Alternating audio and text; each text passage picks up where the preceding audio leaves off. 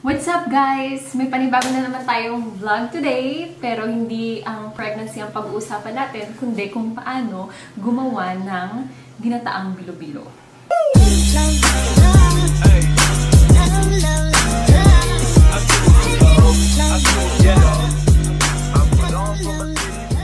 Ayun, so first time ko rin gagawa nito, kaya samahan nyo akong gumawa.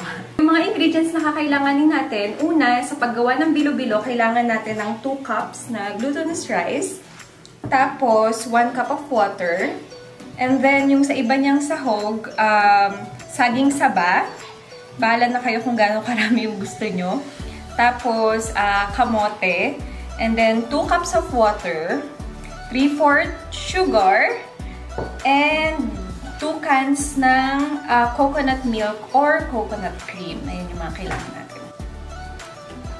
Then, ihalo na natin yung tubig. 1 cup of water. Tapos, gamitin na natin siya ng fork. Tapos, pag okay na siya, pag na-mix nyo na talagang maigi,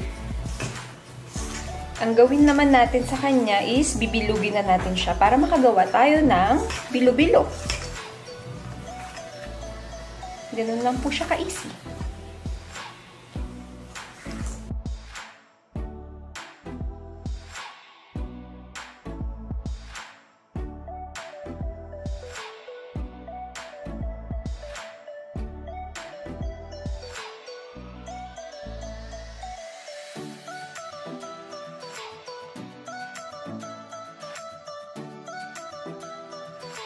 So, pag nabilog na natin siya, ngayon, maglagay tayo ng 2 cups of water.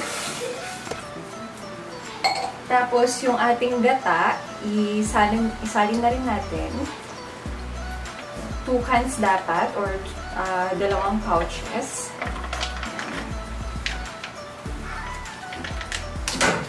Sorry. Tapos, i-add na natin yung 3/4 sugar. Yan. Pag na-mix na natin siya, hintayin lang natin siyang kumulo. Kumulo na siya, so pwede na natin i-add itong, ang tawag dito, love? Kamote. Kamote. Hindi kasi ako nakain, so hindi ko masyadong nakalimutan ko yung tawag. So, i-add na natin yung kamote. Unahin natin siya kasi ito yung pinakamatigas. Para lumambot-lambot siya.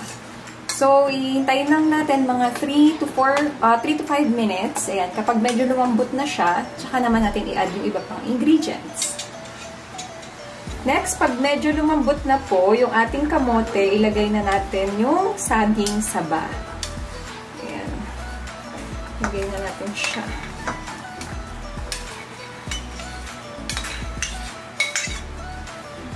Tapos, hintayin lang ulit natin siya mga 5 minutes. Pero, halu-haluin nyo rin. Huwag nyong iwan-iwan. Ayan.